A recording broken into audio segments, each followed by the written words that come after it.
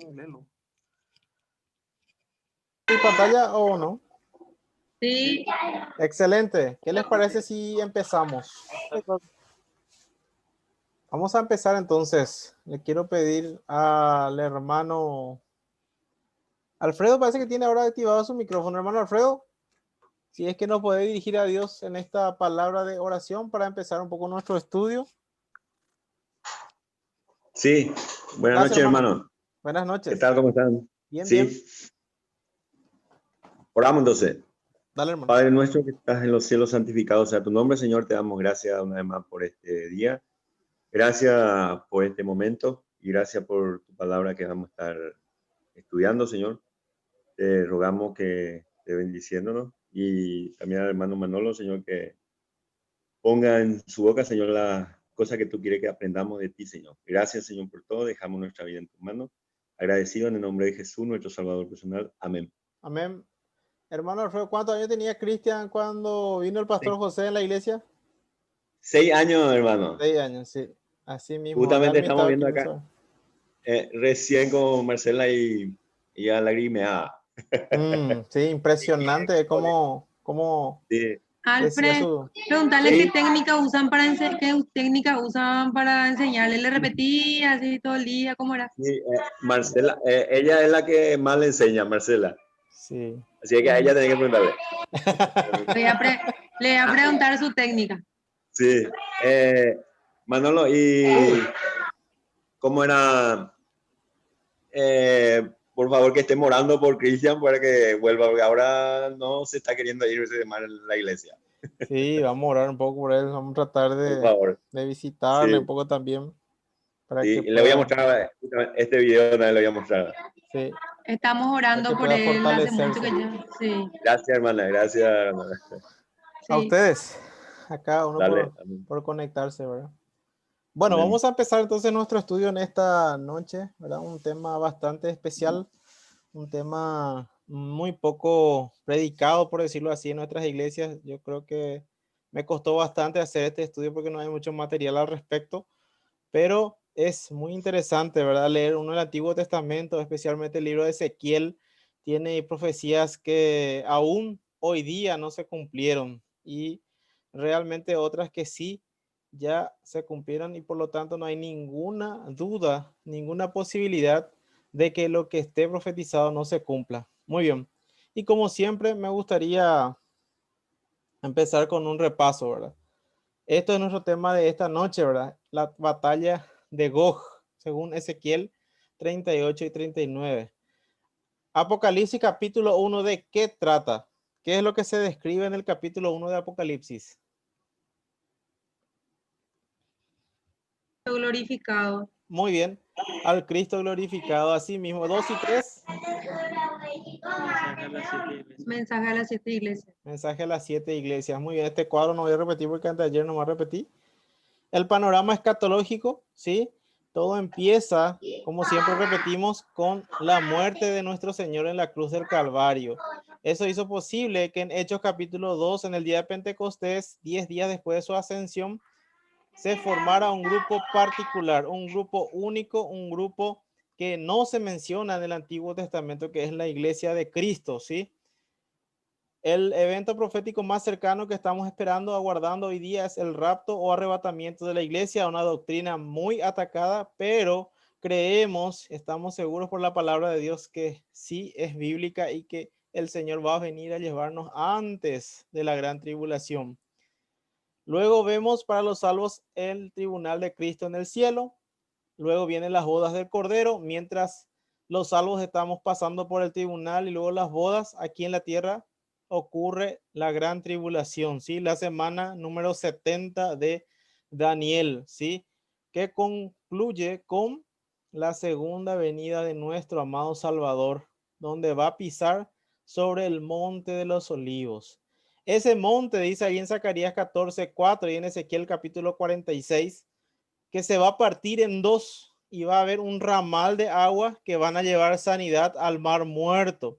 Tanto es así, dice Ezequiel 46, que va a haber gente que va a tener sus redes puestas de vuelta. ¿Qué quiere decir eso? Que en el mar muerto, que hoy día no hay un ser vivo, por la cantidad de sal producto de la destrucción de Sodoma y Gomorra, va a volver a sanearse. Para el milenio dice que va a haber pescadores en esa zona, van a estar pescando. Impresionante lo que dice la palabra de Dios. Cuando estudiamos acerca de la segunda venida, vamos a estudiar con lujo de detalles todo eso. Luego se instaura el reino milenial. Para nosotros hoy día, en el siglo XXI, esto es una utopía. Vemos al cordero que mora con el león, el buey pastando con el león, ¿sí? El niño cuidando de la serpiente, etcétera, sin que nadie haga daño. Luego vemos el el juicio ante el gran trono blanco y el reino eterno, la nueva Jerusalén según Apocalipsis 21 y 22. Esto es el panorama que siempre solemos mencionar.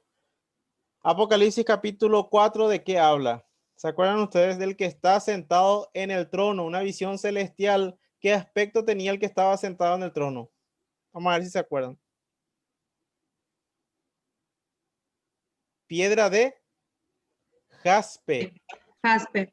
Muy bien, parecido al diamante. Y cornalina o sardia, ¿verdad? Que es más o menos parecido al rubí. Vemos también un arco iris de color verde, 4 seres vivientes que están alrededor del trono, ¿sí? 24 ancianos que están enfrente al que está sentado en el trono, un mar de vidrio, etc. Eso estudiamos en capítulo 4 de Apocalipsis. Y en capítulo 5, ¿se acuerdan ustedes que el Cordero va y toma el rollo de la mano derecha del que está sentado en el trono? Según lo que vemos. Y en el capítulo 6 se empieza a desatar esos sellos. Pero antes vimos también un intermedio, un paréntesis de acerca de la semana 70 de Daniel. Vamos a poner esta línea de tiempo para poder ubicarnos. Todo empieza con el decreto de Artajerjes en Nehemías 2, 1 al 8. Ahí inicia el conteo. ¿Por qué? Porque él es el que da la orden para poder reedificar los muros y la plaza de la ciudad de Jerusalén el 14 de marzo del 445 antes de Cristo. En 7 semanas de tiempo angustioso, dice ahí en Daniel 9:25, se reconstruye la plaza y los muros de la ciudad de Jerusalén. 49 años, mucha oposición, Sanballat y compañía oponiéndose férreamente, pero a pesar de todo, dice la palabra de Dios que se pudo reconstruir. Recuerdan ustedes que en un lado tenían su espada y en el otro lado tenían su cuchara de albañil para construir porque había mucha oposición. Luego pasaron 62 semanas hasta la entrada triunfal de Cristo en Jerusalén. ¿Se acuerdan ustedes cómo el Señor lamentó sobre Jerusalén? Jerusalén, Jerusalén, que matas a los profetas y que apedreas a los que te son enviados, dice el Señor. ¿Cuántas veces quise juntarlos a todos como la gallina junta a sus polluelos, pero no quisiste? Bueno, desde ahora en más su casa les es dejada desierta. ¿Cuánta verdad en esa profecía? Unos 35, 40 años después de lo que el Señor dijo, Tito, el general que era hijo de Vespasiano, el emperador de ese momento, viene, sitia Jerusalén y todos los judíos van a la diáspora, ¿sí?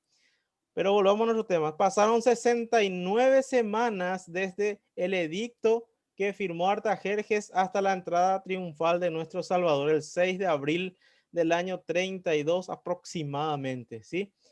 Si quieren hacerlo en años, no hay problema. 7 semanas son 49 años y 62 semanas son 434. Sumado nos da 483 años o 69 semanas hasta la entrada triunfal.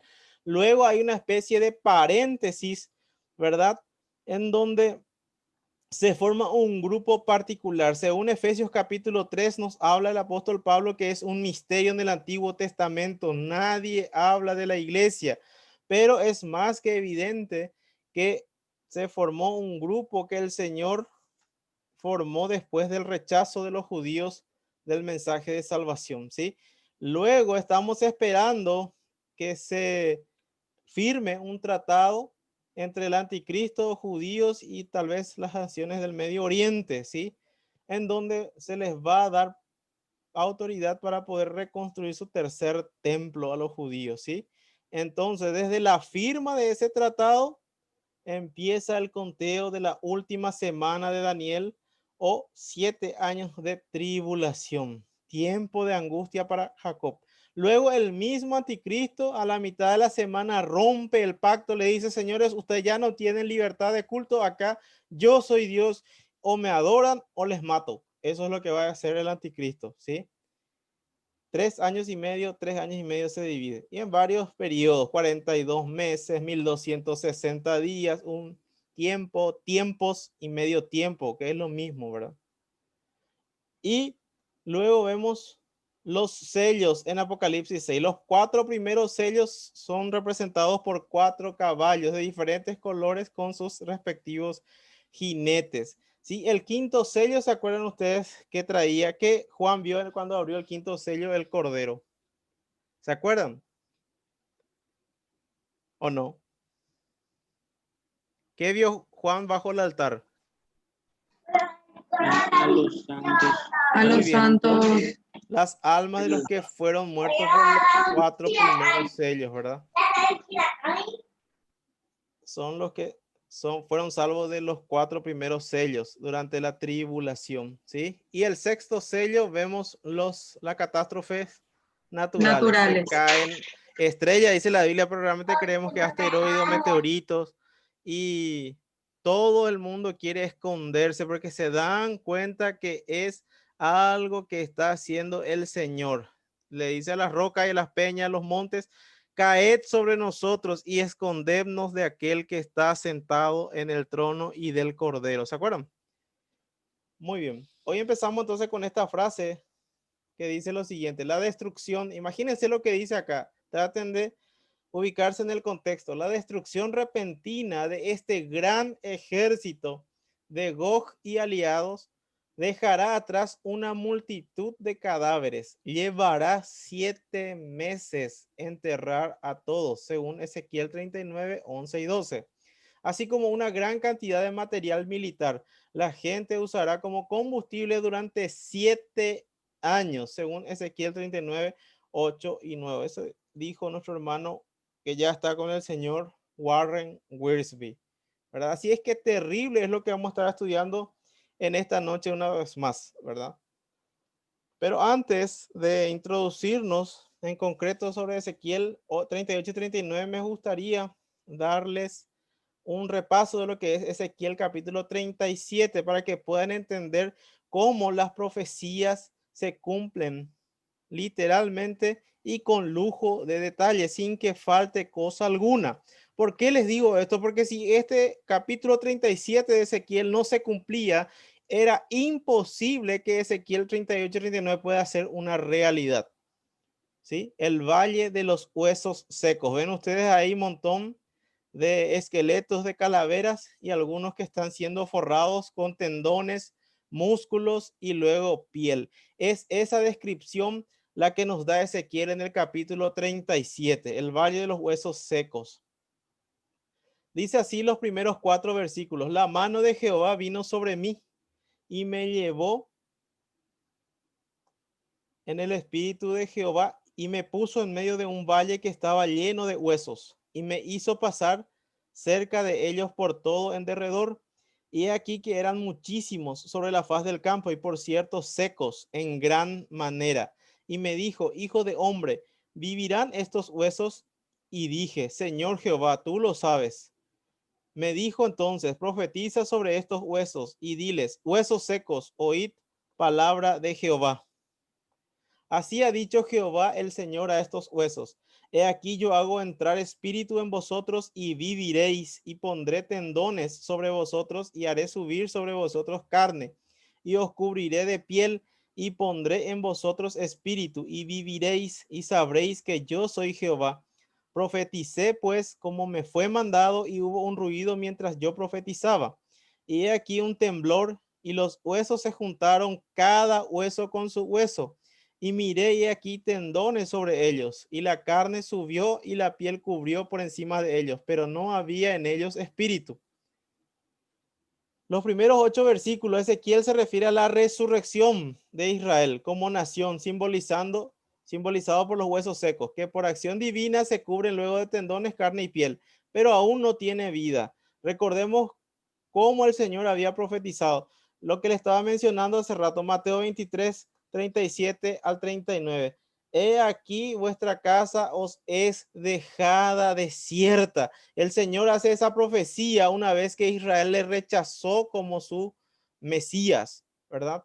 Mateo 21, 18 al 20, si ustedes se recuerdan, es cuando él se fue y buscó los primeros frutos de la higuera. Y saben ustedes qué hizo el Señor, dice que no encontró ningún fruto porque no era todavía tiempo de higos. Y parece muy, por decirlo así, muy estricto el Señor porque maldice esa higuera e inmediatamente se seca. Voy a leerles Mateo 21, 18 al 20. Por la mañana volviendo a la ciudad tuvo hambre, habla del Señor, y viendo una higuera cerca del camino vino a ella y no halló nada en ella sino hojas solamente, y le dijo: nunca jamás nazca de ti fruto. Y luego se secó la higuera. Viendo esto, los discípulos decían maravillados: ¿cómo es que se secó enseguida la higuera? Hasta ahí el relato, ¿verdad? Vemos que la higuera siempre representa a Israel. Si ustedes van a Oseas capítulo 9, versículo 10, se van a dar cuenta que el profeta se refiere a Israel como una higuera. Oseas 9:10 no es un libro muy buscado en la palabra de Dios. Dice lo siguiente: como uvas en el desierto, hallé a Israel como la fruta temprana de la higuera. En su principio vi a vuestros padres. Ellos acudieron a Baal peor, se apartaron para vergüenza y se hicieron abominables como aquello que amaron. Eso nos dice ahí en Oseas capítulo 9, versículo 10, como el fruto temprano de la higuera. Luego vemos en Nahum capítulo 3, versículo 12, les voy a leer Nahum 3:12, en donde nos dice también, nos hace ver que se le llama a Israel como higuera. Todas tus fortalezas serán cual higueras con brevas, que si las sacuden, caen en la boca del que las ha de comer. La higuera es Israel. Ahora, ¿se acuerdan ustedes qué pasó en Mateo 27, 24 y 25? Pilato está queriendo evadir su responsabilidad con el Señor y él trata de todas formas de dar gusto a los israelitas, pero sin matar al Señor. Pero como ve que no hay caso, que no hay forma de negociar con la multitud, con los líderes religiosos, entonces trae una palangana y se lava las manos. Su sangre sea sobre vosotros y sobre vuestros hijos. Eso dijo Pilato, la famosa frase, ¿verdad? Entre paréntesis, ¿verdad? Se dice que si hoy viviera Pilato, no iba a tener coronavirus porque se lavaba frecuentemente las manos, ¿verdad? Eso es entre paréntesis nomás. Pero lo que quiero decir es lo siguiente: lo que viene después es una profecía del pueblo sobre sí mismo. ¿Por qué? Porque ellos dijeron: su sangre sea sobre nosotros y sobre nuestros hijos. Literalmente pasó eso. Unos 35 a 40 años después de la muerte de nuestro Salvador, ellos fueron llevados a la diáspora. Tito vino con su ejército, sitió Jerusalén, sufrieron hambre, muerte y fueron esparcidos por todo el mundo. Según Mateo 24, 1 al 3, el Señor dice: no quedará aquí piedra sobre piedra que no sea derribada. Los discípulos preguntan, hacen tres preguntas: ¿qué señal habrá tu venida? ¿Cuándo sucederán estas cosas? Y del fin del siglo. La respuesta a la primera pregunta, ¿cuándo sucederán estas cosas?, refiriéndose a la destrucción del templo, que no va a quedar piedra sobre piedra, se responde en Lucas 21, 20 al 24, que leímos la semana pasada, el lunes pasado. Dice ahí que cuando Israel o cuando Jerusalén vea su ciudad rodeada de ejércitos, entonces sepan que el día de su destrucción ha llegado. Eso pasó en el año 70. Fueron dispersados por todo el mundo hasta 1948. Ahí volvieron a su territorio los judíos, ¿sí? Sigue diciendo ahí en Ezequiel 37, Versículos 9 al 11. Y me dijo, profetiza al espíritu, profetiza, hijo de hombre. Fíjense ustedes cómo le dice a Ezequiel, hijo de hombre, el título que se le da al Señor Jesucristo también. Seguimos.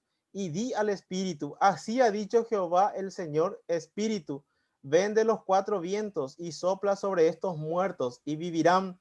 Y profeticé como me había mandado, y entró espíritu en ellos, y vivieron y estuvieron sobre sus pies un ejército grande en extremo.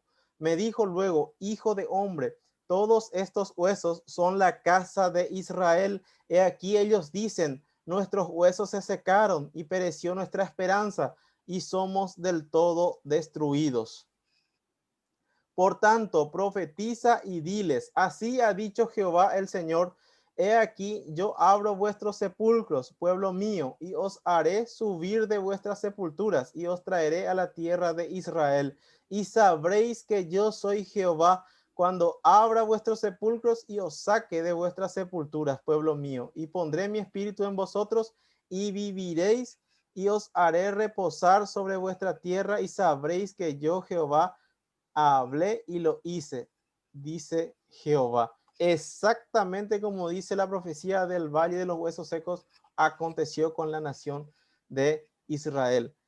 En estos versículos vemos que el Señor promete la futura restauración de la nación de Israel, tanto como nación en su territorio, que aconteció literalmente el 14 de mayo de 1948, cuando en una reunión de la Organización de las Naciones Unidas, Gran Bretaña y otras naciones aliadas decidieron devolver al pueblo judío una parte de su territorio. Quiero dejar bien constancia de que no es el territorio que el Señor le dio en su totalidad. Solamente una pequeña parte es lo que hoy día es el Estado de Israel. ¿Ustedes saben cuántos kilómetros cuadrados tiene Israel? Poco más de 20,000. ¿Saben ustedes cuántos kilómetros cuadrados tiene Paraguay? Que no sepan de Israel, les perdono, pero ¿cómo no van a saber de Paraguay?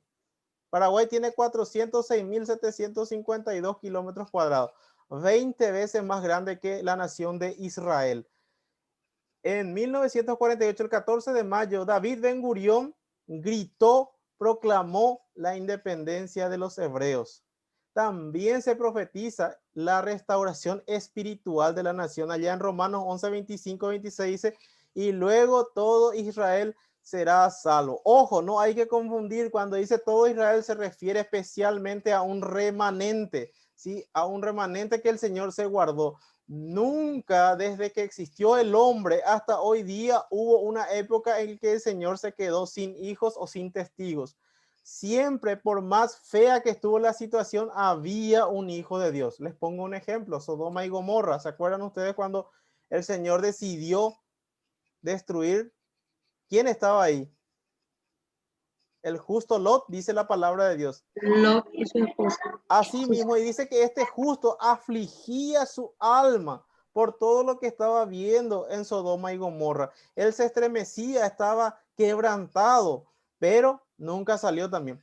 Pero para poder destruir Sodoma y Gomorra, el Señor tuvo que sacar a su hijo de ese lugar. Por eso es tan evidente, por ejemplo, que la iglesia no va a pasar la tribulación. El Señor nunca castiga al justo con el injusto. Yo sé que ustedes seguramente están cansados de escuchar la misma frase que digo, pero es así. Vemos desde Génesis hasta Apocalipsis ese principio. Nunca el Señor juzga al justo con el injusto. Primero le pone a salvo a sus hijos y luego lanza su juicio sobre los que no son sus hijos, los que son sus enemigos, por decirlo así, por haber rechazado lo que él así lo dispuso, ¿sí?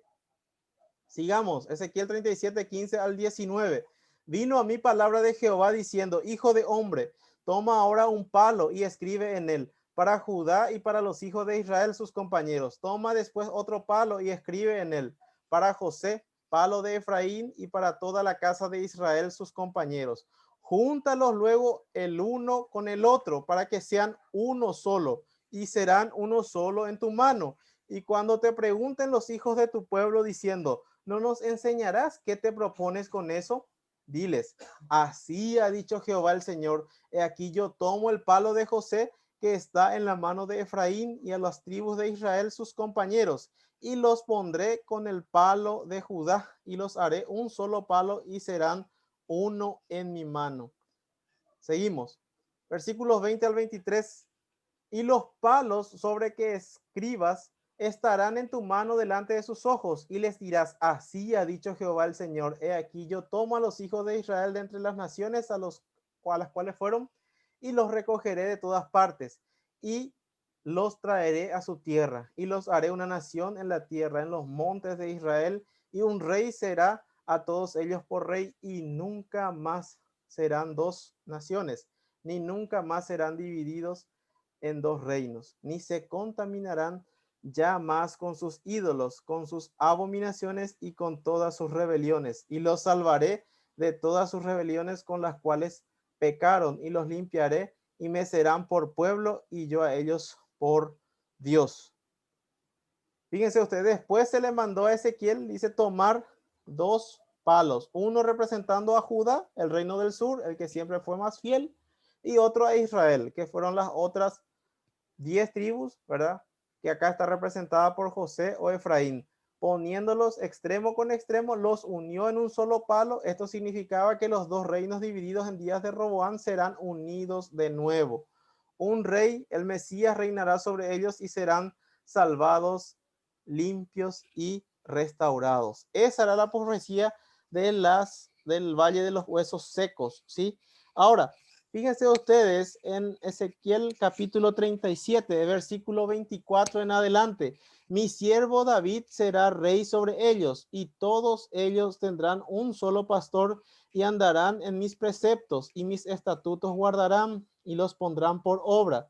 Habitarán en la tierra que le di a mi siervo Jacob, en la cual habitaron vuestros padres. En ella habitarán ellos, sus hijos y los hijos de sus hijos para siempre.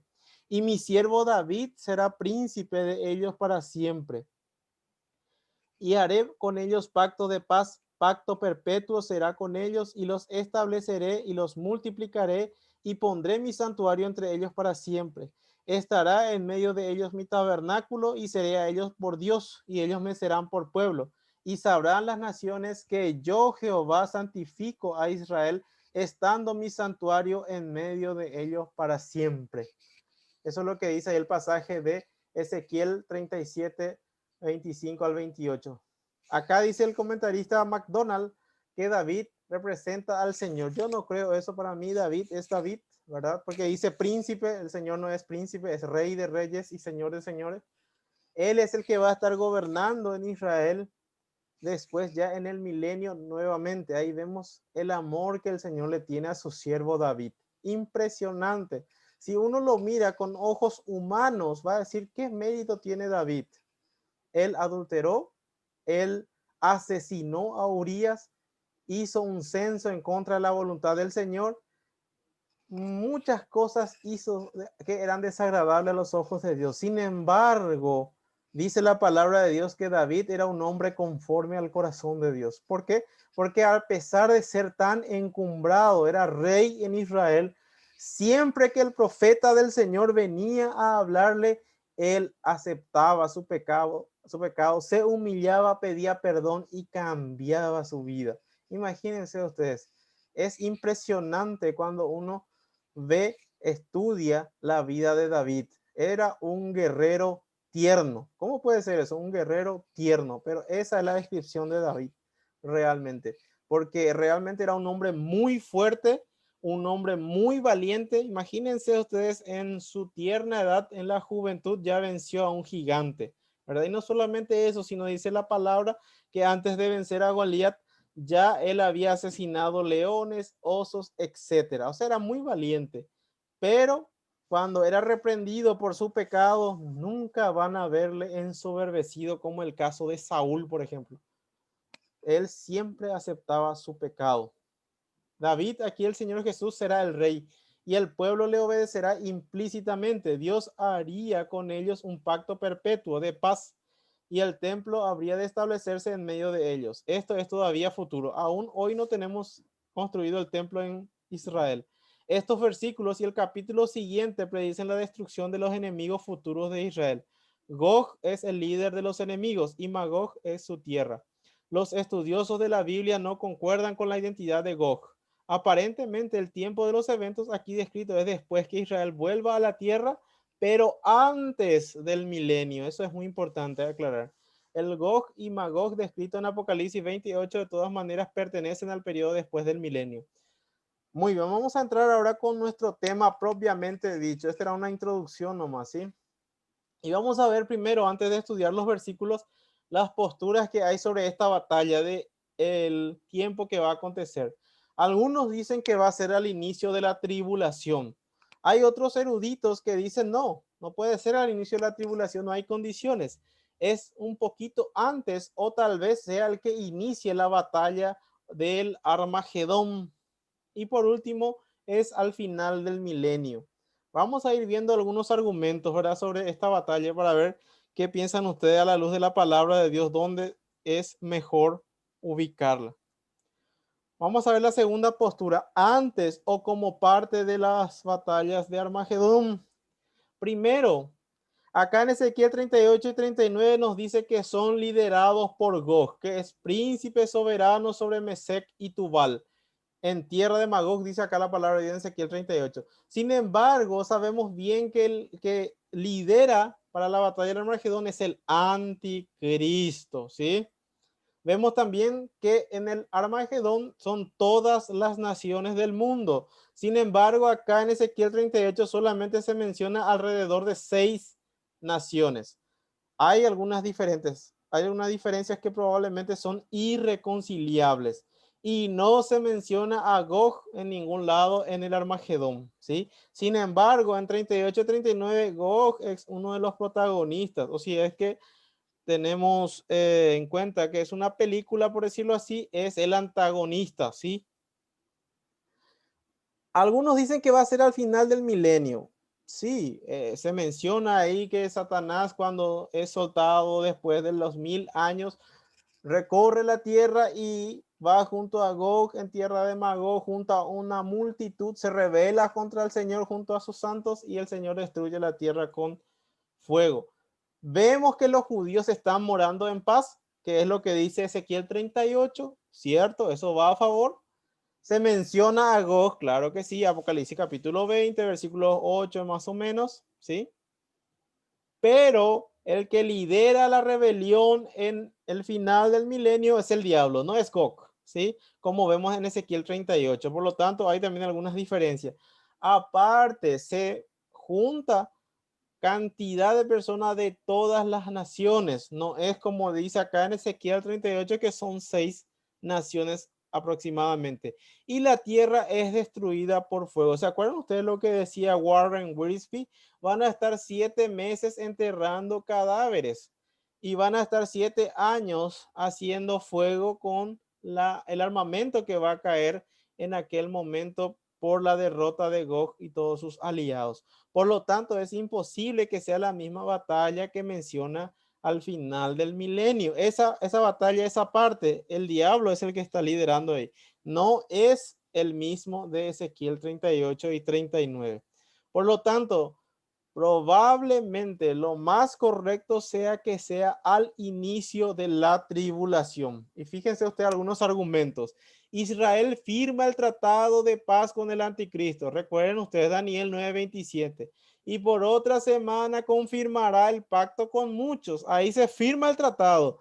¿Qué dice Primera Tesalonicenses? Acerca de las ocasiones y de las sazones, no tienen ustedes necesidad de que yo les escriba, dice el apóstol Pablo, porque ustedes saben perfectamente que el día del Señor vendrá como ladrón en la noche, que cuando digan paz y seguridad, vendrá sobre ellos destrucción repentina como los dolores a la mujer encinta y no escaparán. Ahora, ¿qué les quiero decir con eso? Con esa firma o con la confirmación del pacto con el anticristo, probablemente se le va a obligar a Israel de que destruya todo su armamento, ¿verdad? ¿Para qué hace falta ahora armas? Van a estar tranquilos, yo les aseguro, yo soy el líder mundial, no se preocupen, nadie les va a atacar, tenemos todo bajo control. Y ahí van a decir ellos, ahora estamos habitando seguros, estamos tranquilos, tenemos la protección del líder mundial. ¿Quién se va a atrever a atacarnos? ¿Se entiende? Se cumple probablemente ahí donde dice que ellos van a estar morando tranquilamente, van a estar morando sin preocupación alguna, con esa firma que hacen con el anticristo, ¿verdad? Y se menciona, como les dije hace rato, que estarán enterrando cadáveres durante 7 meses y usando como combustible las armas enemigas. ¿Durante cuánto dice? 7 años. ¿Cuántos años dura la tribulación? 7 años, ¿verdad? Interesante, ¿verdad? Por último, prácticamente se encuentra a las puertas. Les voy a mostrar después más adelante en un mapa y cómo se está moviendo políticamente el Medio Oriente. Bien interesante. La batalla de Gog. Vamos a dividirlo en 3 partes para poder ser más didáctico en nuestros estudios. Lo que va a ocurrir antes de la invasión de Gog en Ezequiel 38, 1 al 13. Lo que va a ocurrir durante la invasión, Ezequiel 38, 14 al 39, 8. Y lo que va a ocurrir después, Ezequiel 39, 9 al 29. Fíjense ustedes lo que va a ocurrir antes. Ahí están un grupo de soldados, evidentemente no es de Gog, es creo que de Colombia o de Ecuador, uno de esos países. Están haciendo estrategias militares. Eso es lo que están haciendo. Van a planear, dice la Biblia. Van a estar pensando, vamos a subir contra gente que mora tranquilamente.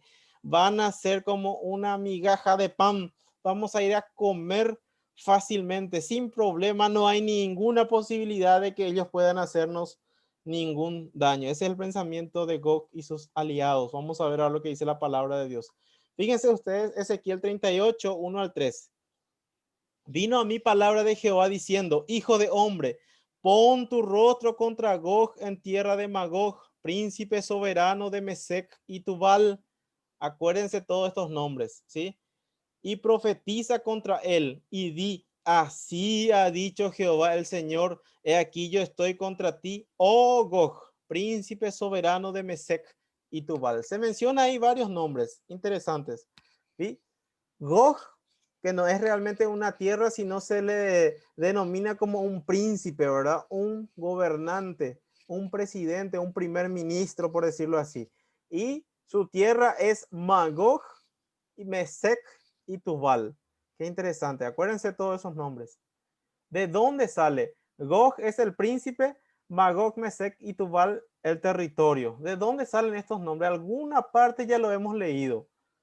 Fíjense ustedes, Génesis capítulo 10, el primer libro de la Biblia. Cuando ocurre el diluvio, salen los 3 hijos de Noé para repoblar la tierra. ¿Se acuerdan ustedes los 3 hijos de Noé? Sem, Can y Jafet. Génesis capítulo 10, versículo 2 dice, los hijos de Jafet son Gomer, Magog, Madai, Javán, Tubal, Mesec y Tiras. Los hijos de Gomer, Askenaz, Rifat y Togarma. Los hijos de Javán, Elisa, qué lindo nombre, ¿verdad? Dicho sea de paso, Tarsis, Kitim y Dodanim. De estos se poblaron las costas, cada cual según su lengua, conforme a sus familias en sus naciones. Los hijos de Cam, Cus, Misraim, Fut y Canaán. Y ustedes van a decir, para eso nos hizo esperar tanto hasta el miércoles para hacernos leer una genealogía. No, no es eso. Fíjense usted algunos nombres que acá vamos a encontrar en Ezequiel capítulo 38 y 39. Les voy a marcar. Gomer, Magog, Tubal, Mesec, Gomer, Togarma, Cus y Fut. Todos esos nombres son mencionados aquí en Ezequiel capítulo 38. Y qué hermosa manera de demostrar que la misma Biblia se interpreta a sí misma. ¿Por qué? Porque los que son etnólogos, los que se dedican al estudio de las poblaciones, las naciones, su origen, etcétera, hay algunos estudios muy buenos que nos dicen quiénes son hoy día todos estos nombres. Por ejemplo, el doctor J. Vernon McGee, citando a H.S. Miller, quien es un etnólogo especialista, diseñó un diagrama que indica de dónde se han originado todas las razas y las naciones del mundo. Por ejemplo, De Magog vienen los escitas, los eslavos, los rusos, los bohemios, los polacos, los eslovacos y los croatas. Y de Cus vienen los etíopes. ¿Se acuerdan ustedes quién era el que estaba andando en el carro leyendo al profeta Isaías? Era un eunuco etíope, un africano que estaba leyendo la Biblia. Probablemente él era un judío prosélito, conocía al verdadero Dios, al de los judíos, pero no entendía lo que estaba leyendo, porque cuando Felipe se le acerca le dice, ¿entiendes lo que lees? Y él dice, ¿cómo voy a entender si nadie me explica? Bueno, les digo nomás que ya había en ese tiempo los etíopes y compañía, tal vez mucho antes, ¿verdad? Seguimos poquito. Fíjense ustedes en este mapa. Ahí ustedes ven en el centro mismo Israel y ven a varios nombres ahí al norte. Por ejemplo, dice Persia, Togarma, Tubal, Mesec, Gomer y Magog más hacia el norte, más grande también. Y luego hacia el sur vemos Cush, Libia, Fut, ¿sí? Y luego también se menciona a Seba de Dan y también más adelante de ahí en Ezequiel 38 se menciona a los mercaderes de Tarsis. Ahora vamos a poner en un mapa actual para que ustedes vean y corroboren estos nombres. Fíjense ustedes, está Israel, ¿verdad? Están ahí las naciones, por ejemplo, Persia es muy fácil de identificar. Vayan ustedes a cualquier diccionario y se van a dar cuenta que hasta 1936 llevaba aún el nombre de Persia, la actual Irán. Y es fácil de entender porque ellos son enemigos acérrimos de Israel. Lo único que quieren es que Israel desaparezca del mapa. Por lo tanto, no nos cuesta entender. Luego dice, por ejemplo, ahí Tubal, Mesec y todo eso. Algunos lo ubican como que es Turquía, ¿verdad? La zona de Turquía o Asia Menor, que habla Juan ahí en Apocalipsis 1. Otros dicen que son ciudades de Rusia, ¿verdad? Pero que no es exacto, como ya tiene muchos años. Mesec es Moscú y Tubal es Tubolsk, ¿verdad? Que es un lugar donde se ensamblan armamentos que son inflamables, decía el pastor Lovati. No sé si escucharon ustedes. Bien interesante. Yo no digo que sea así, pero me parece muy interesante su punto a tratar. Y ven ustedes, por ejemplo, la Kurs de la antigüedad es Etiopía, ¿sí? Fut es Libia, ¿sí? Que son todas naciones que están al sureste de Israel. Ahora, teniendo estos panoramas, por ejemplo, vemos ahí a Irán, ¿verdad? También se ve a Turquía, a Siria, a Sudán, a Libia, a Etiopía, etcétera, que son todos países musulmanes que siempre fueron enemigos de Israel.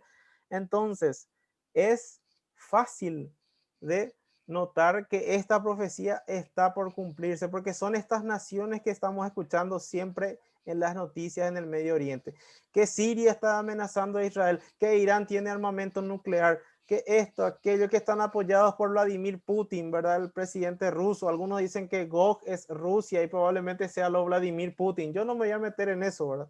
No tenemos evidencia de que sea así exactamente, pero hay algunas especulaciones que nos hablan de eso. Por ejemplo, el parecido lingüístico entre Mesec y Moscú y Tubal con Tubolsk, ¿verdad? Entonces, lastimosamente la Biblia no se interpreta por parecido lingüístico, pero tiene cierto sentido. ¿Por qué? Porque si ustedes se fijan ahí en cualquiera de los dos mapas, los dos van al norte, directo hacia Rusia, exactamente hacia Moscú, ¿verdad? Y sí, y van a ver ustedes ahí en Ezequiel 38, varias veces se nos menciona al norte, ¿sí?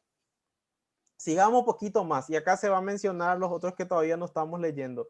Y te quebrantaré, versículo 4, y pondré garfios en tus quijadas. ¿Quién es el que está hablando? El Señor, ¿verdad? ¿Se acuerdan ustedes del garfio? ¿Quién nunca vio, por ejemplo, Peter Pan, ¿verdad? El capitán Garfio, ¿verdad?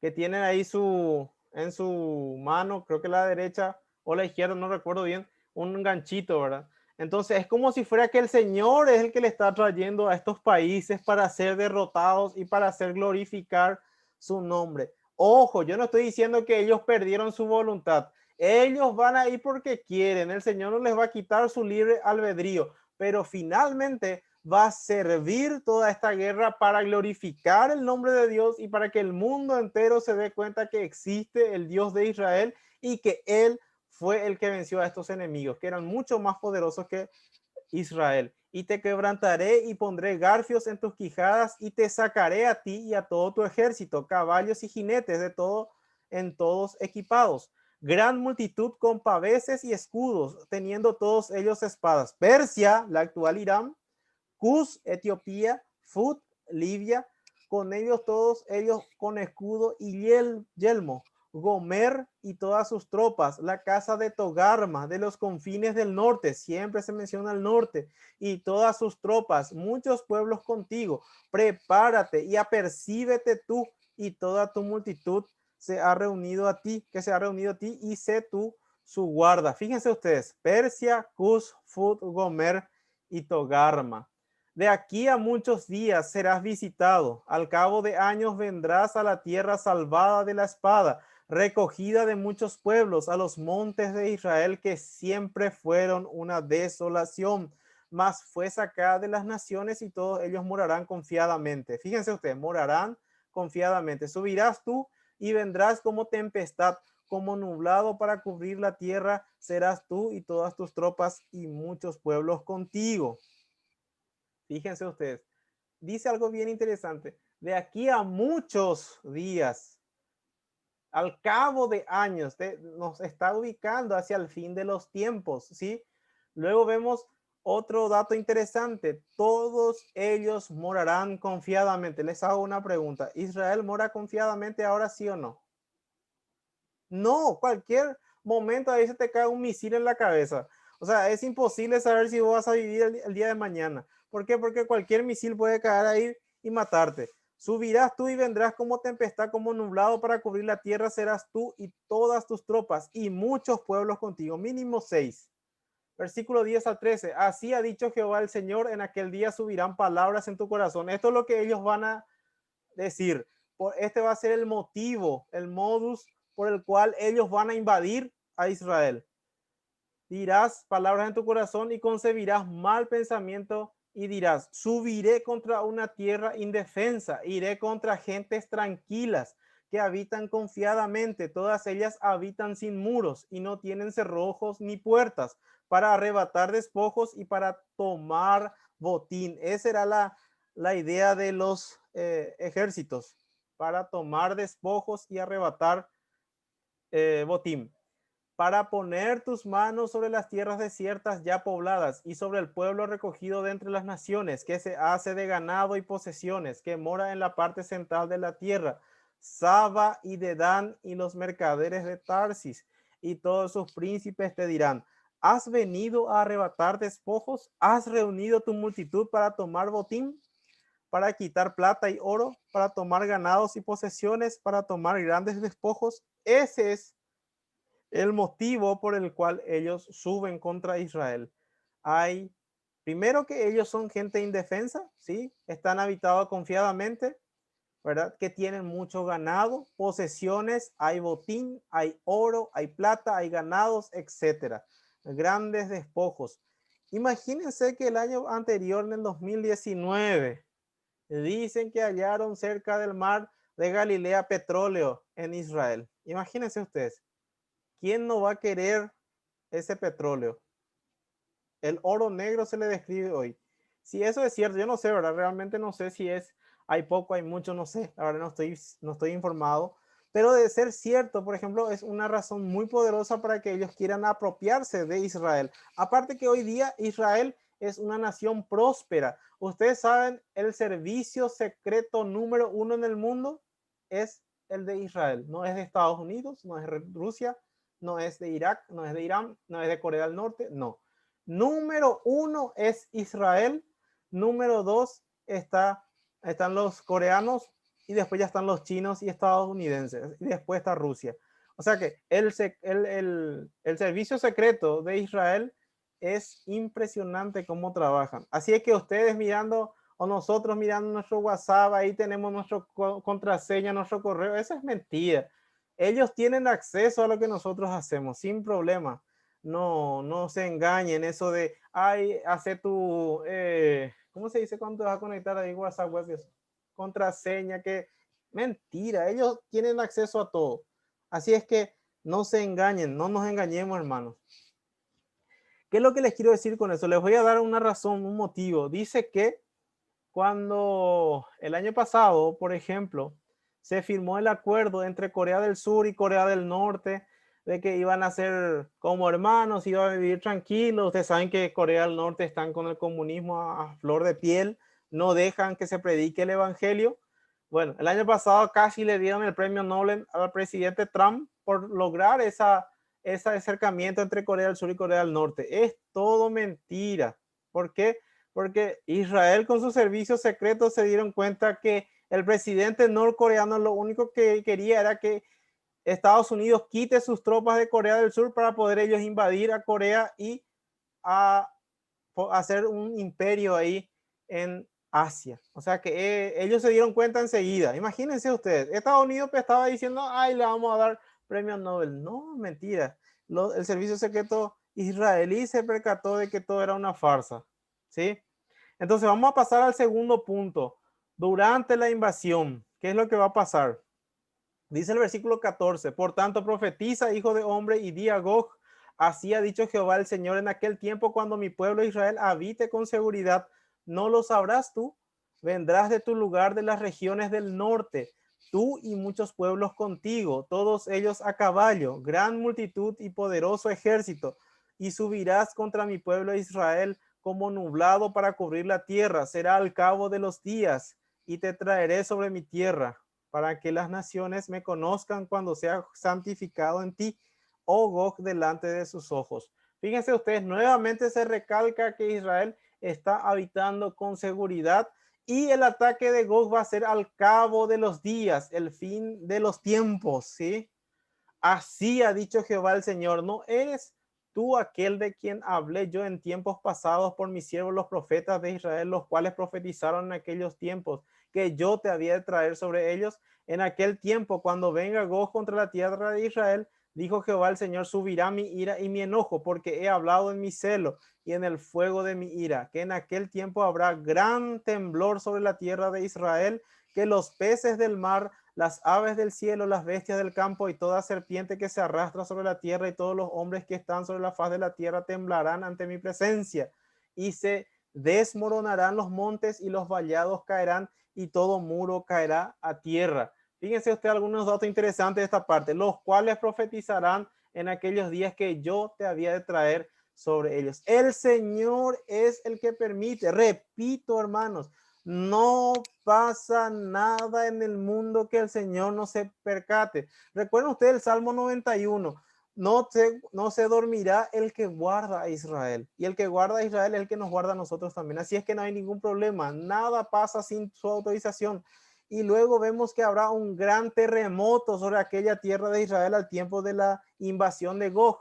Se desmoronarán los montes, los vallados caerán y todo muro caerá a tierra.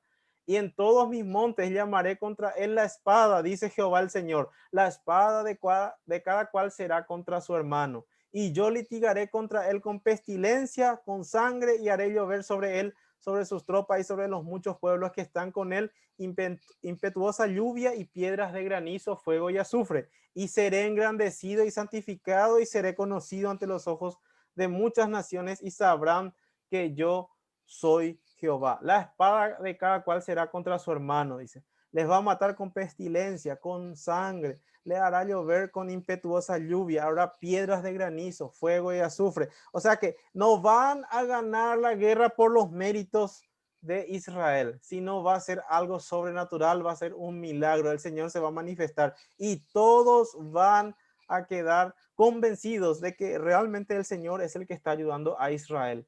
Ahora, ¿cómo van a caer Gog y sus aliados? Primero dice, a causa del terremoto. Muchas personas van a morir a causa de ese terremoto. Ellos mismos se matarán unos a otros, dice Ezequiel 38:21. No es la primera vez. En Jueces 7:22, cuando Gedeón junta su ejército de 300 soldados, dice que ellos no hicieron absolutamente nada, solamente tocaron los instrumentos y el Señor se encargó de que ellos se maten entre ellos. El tiempo del rey Josafat también, él tenía mucho miedo, pero sin embargo él no hizo absolutamente nada, solamente aquellos que le hicieron su emboscada, entre ellos se mataron. Van a morir por pestes, van a morir por derramamiento de sangre y por impetuosa lluvia, piedras de granizo, como dice ahí en Ezequiel 38:22. También ahí en Job dice algo bien interesante acerca de estas piedras de granizo, les quiero leer.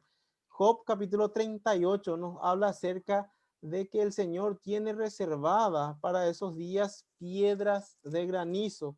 Job capítulo 38:22. ¿Has entrado tú en los tesoros de la nieve o has visto los tesoros del granizo? Versículo 23, que tengo reservados para el tiempo de angustia, para el día de la guerra y de la batalla. ¿No les parece bien interesante que el Señor ya tiene todo preparado? ¿Verdad? Y luego dice que van a ser destruidos también por fuego y azufre. Versículo 1 al 4 de Ezequiel 39. Tú pues, hijo de hombre, profetiza contra Gog y di, así ha dicho Jehová el Señor, he aquí yo estoy contra ti, oh Gog, príncipe soberano de Mesec y Tubal, y te quebrantaré y te conduciré y te haré subir de las partes del norte y te traeré sobre los montes de Israel y sacaré tu arco de tu mano izquierda y derribaré tus saetas de tu mano derecha. Sobre los montes de Israel caerás tú y todas tus tropas, y los pueblos que fueron contigo, a aves de rapiña de toda especie y a las fieras del campo, te he dado por comida. Es el Señor el que hace todo eso. Él es el que le trae a estas tropas y les va a entregar como mercadería a las aves de rapiña. Sobre la faz del campo caerás, porque yo he hablado, dice Jehová el Señor, y enviaré fuego sobre Magog y sobre los que moran con seguridad en las costas, y sabrán que yo soy Jehová, y haré notorio mi santo nombre en medio de mi pueblo Israel, y nunca más dejaré profanar mi santo nombre, y sabrán las naciones que yo soy Jehová, el santo de Israel. He aquí viene y se cumplirá, dice Jehová el Señor, este es el día del cual he hablado. Todos van a saber que es el Señor el que está haciendo eso. La tercera parte, lo que van a hacer después de la invasión, van a estar enterrando muertos por 7 meses y quemando las armas por 7 años. Eso dice la Biblia. Versículos 9 al 11. Y los moradores de las ciudades de Israel saldrán y encenderán y quemarán armas, escudos, paveses, arcos y saetas, dardos de mano y lanzas, y los quemarán en el fuego por 7 años. No traerán leña del campo ni cortarán en los bosques, sino quemarán las armas del fuego y despojarán a sus despojadores y robarán a los que los robaron. Dice Jehová el Señor, en aquel día yo daré a Gog lugar para sepultura allí en Israel, el valle de los que pasan al oriente del mar, y obstruirá el paso de los transeúntes, pues allí enterraron a Gog y a toda la multitud y lo llamarán el valle de Amón Gog. Fíjense ustedes, 7 años van a estar quemando. Y la casa de Israel los estará enterrando por 7 meses. Van a estar enterrando cadáveres. Qué gusto, qué linda tarea, ¿verdad? Para limpiar la tierra, los enterrará todo el pueblo de la tierra y será para ellos célebre el día que yo sea glorificado, dice Jehová el Señor, y tomarán hombres a jornal que vayan por el país con los que viajen para entender los que queden sobre la faz de la tierra a fin de limpiarla. Al cabo de 7 meses harán el reconocimiento y pasarán los que irán por el país, y el que vea los huesos de algún hombre pondrá junto a ellos una señal hasta que los entierren los sepultureros en el valle de Amón Gog. Fíjense ustedes, 7 meses van a estar enterrando cadáveres. Y también el nombre de la ciudad será Amona, y limpiarán la tierra. Y tú, hijo de hombre, así ha dicho Jehová el Señor, di a las aves de toda especie, a toda fiera del campo, juntaos y venid, reuníos de todas partes a mi víctima que sacrifico para vosotros, un sacrificio grande sobre los montes de Israel, y comeréis carne y beberéis sangre, comeréis carne de fuerte y beberéis sangre de príncipe de la tierra, de carneros, de corderos, de machos cabríos, de bueyes y de toros, engordados todos en Basán, comeréis grosura hasta saciaros y beberéis hasta embriagaros de sangre de las víctimas que para vosotros sacrifiqué, dice el Señor.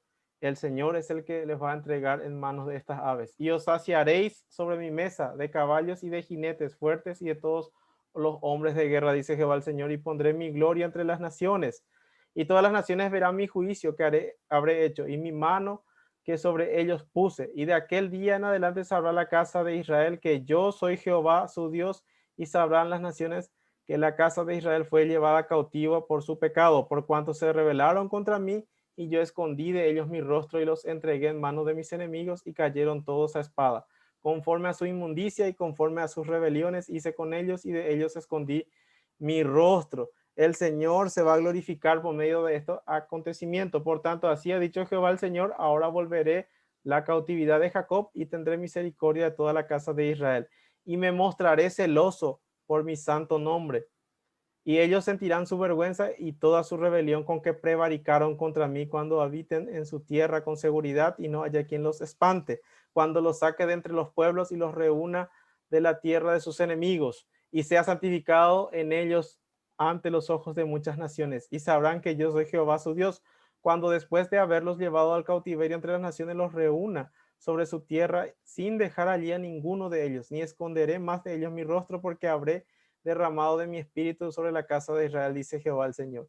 Ni bien la iglesia sea arrebatada, el Señor tiene otra vez contacto con el pueblo de Israel como lo fue anteriormente.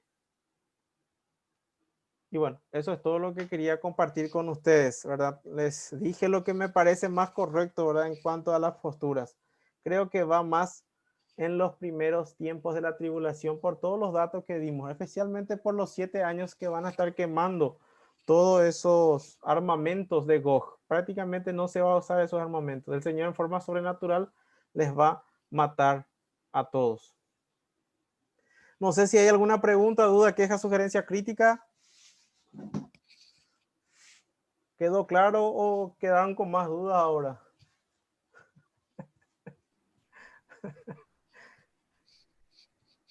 No sé si quieren preguntar algo, decir algo. Pero quiero que sepan nomás que casi no hay literatura acerca de esto. Les paso ahora el material de apoyo, lo de Warren Wiersbe, bien interesante, léanlo ustedes, lo transcribí textualmente así, me pareció bien interesante, ¿verdad? Léanlo ustedes para que saquen mayor provecho. No sé si quieren preguntar algo. Manolo, así Sí, como habla ahí mismo, ¿verdad? De que van a enterrar sus muertos. sí, Obviamente no es que van a ser aniquilados ellos, ¿verdad? así Porque mismo, no van habla a de ser. que van a enterrar sus muertos, y ahí en el Armagedón les menciona que van a volver a formar parte de la guerra. Sí, O sea, no básicamente. van a ser aniquilados ellos completamente. Totalmente no. Según la versión King James, la versión en inglés de la Biblia, ¿verdad? Dice, aclara que es una sexta parte, va a ir nuevamente a sus países, pero van a ir humillados, ¿verdad? Van a ir heridos, ¿verdad? Ellos no van a poder creer que cómo ellos pudieron caer unas potencias mundiales nucleares ante la pobre Israel. Entonces, como vos decís, no es que se van a aniquilar completamente, pero sí mucha gente va a morir. Imagínate que 7 meses van a estar estorbando ahí en el tráfico, ¿verdad? No se va a poder circular bien por las calles de Israel por culpa de los cadáveres que va a haber.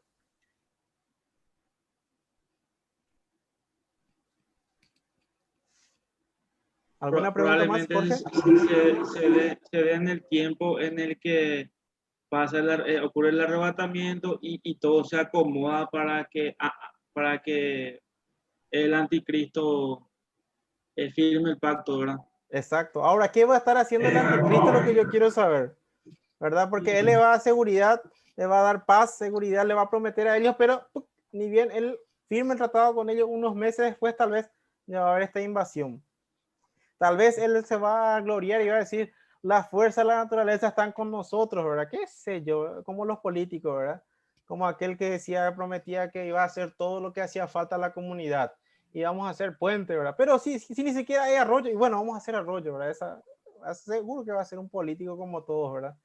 Un diplomático como ninguno, ¿verdad? Eso va a ser el anticristo. ¿Alguna otra pregunta, hermanos? ¿O comentario?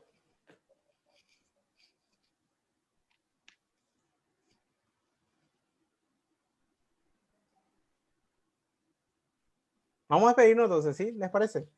Gracias a cada uno por su tiempo, porque esta es una excepción, ¿verdad? He visto que acá estamos lo que siempre solemos estar, así es que Gracias por su tiempo y por su dedicación. Oremos. Padre, te agradecemos por esta oportunidad. Gracias, Señor, por estos hermanos. Gracias por cada uno de ellos. Te pedimos, Señor, que tú estés ayudándonos siempre a estudiar tu palabra y a poder aplicarla a nuestra vida. En el nombre de Jesús. Amén. Muchísimas gracias, muchas bendiciones y nos vemos el lunes, Dios mediante. Amén. Gracias, Alfred. Gracias a entendió todo ustedes. súper bien. Chao, chao. Gracias. Chao, chao. Gracias, doctor. Qué maravilla.